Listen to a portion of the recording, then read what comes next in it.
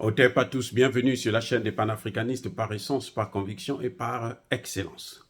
Celle des citoyens qui émitent par nécessité et obligation de combat. Nous sommes une chaîne qui n'est guidée que par nos ancêtres et rien que par les ancêtres qui appartiennent à l'égrégore du monde noir. Par conséquent, nous ne croyons en aucun Dieu venu de l'étranger. Toutefois, cette vidéo n'est aucunement destinée à inciter à la haine ou à la violence. Car nous menons un combat qui est d'abord et avant tout spirituel, intellectuel et démocratique.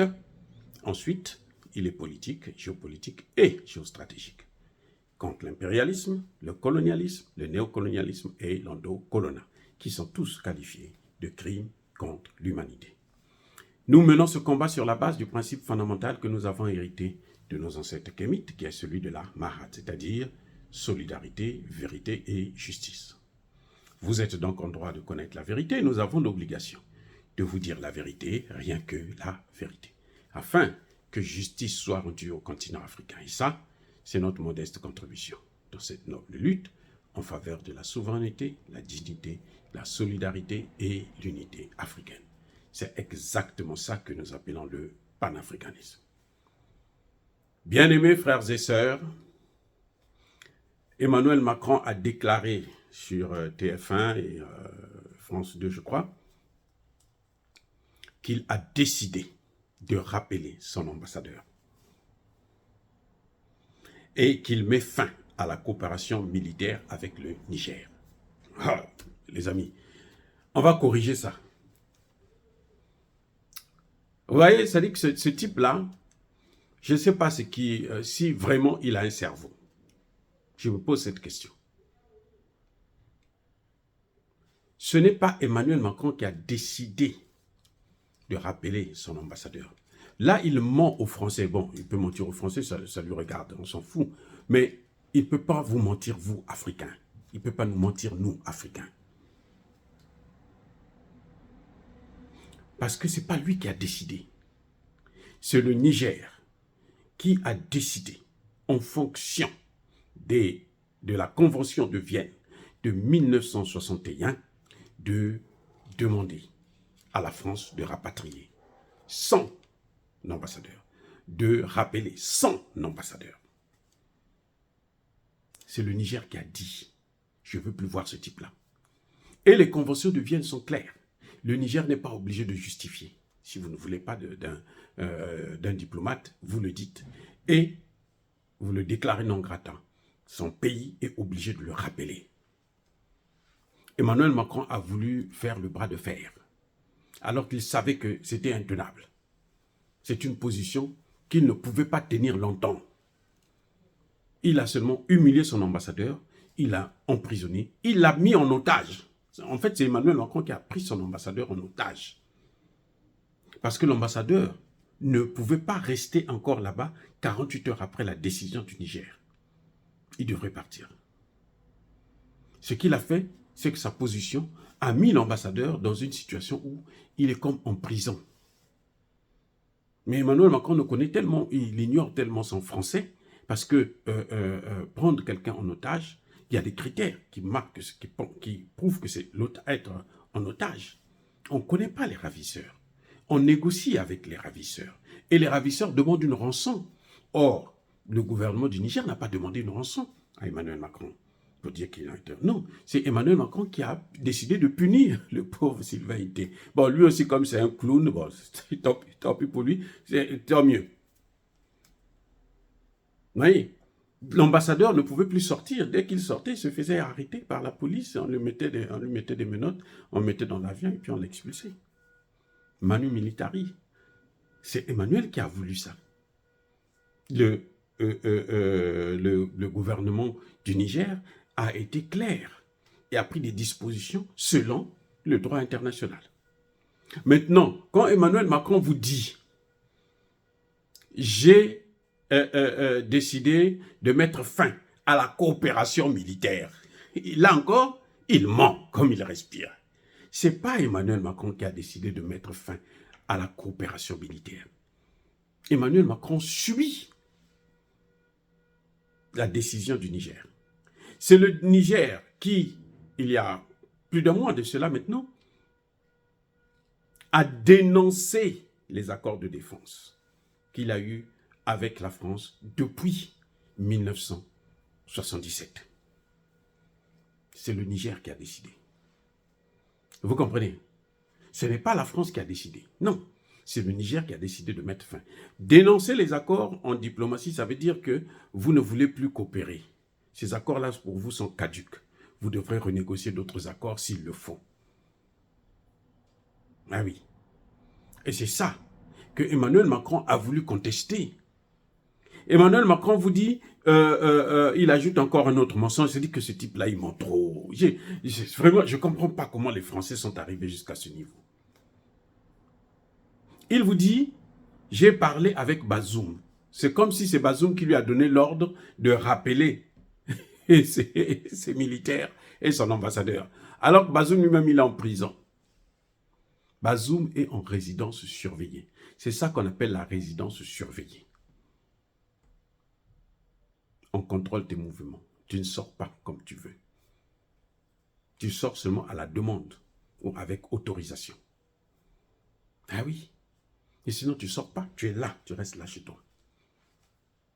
Donc, Bazoum n'a aucune voix. Vous avez vu aux Nations Unies, quand le secrétaire général, pour aider Emmanuel Macron, va tout faire pour que le Niger ne puisse pas parler. Le président, le ministre malien a parlé au nom du Niger.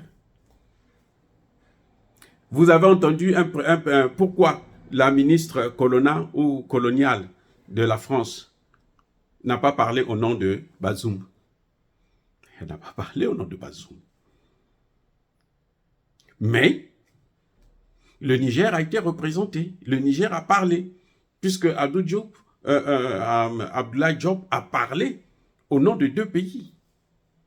Et personne n'a contesté cela. Le secrétaire général n'est pas venu dire, bon, on te coupe la parole parce que nous, on ne veut pas entendre parler du Niger. Il n'a pas fait. Mais on n'a pas entendu quelqu'un qui parle pour Bazoum. Même pas la France qui le soutient. Donc, vous voyez, Emmanuel Macron n'a pas demandé l'autorisation de Bazoum. Emmanuel Macron sait, depuis le début de cette affaire, qu'au cas où il y a intervention, Bazoum va mourir. La première victime, ça va être Bazoum. Puisque lorsqu'on a suspendu l'électricité du Nigeria, qu'est-ce qui s'est passé? Bazoum aussi n'a plus d'électricité. Le Sénégal, aujourd'hui, ne peut pas dire non, remettez l'électricité. Le Nigeria, même Tinubu ne peut pas demander de remettre l'électricité à Bazoum, puisque ce sont eux qui ont coupé l'électricité. On a coupé aussi chez lui. Emmanuel Macron s'est soumis aux ordres de Tiani. Parce que si c'était Bazoum, alors il devrait coordonner avec Bazoum pour le départ de ses militaires. Mais par contre, ce n'est pas le cas. Il va coordonner avec Tiani. Et Tiani, tel que je le connais, il va parler avec ses chefs d'état-major. Non, il aura ses lieutenants qui vont discuter avec lui pour coordonner ça. Lui-même, il prend les informations depuis là-haut et puis donne des directives s'il le faut.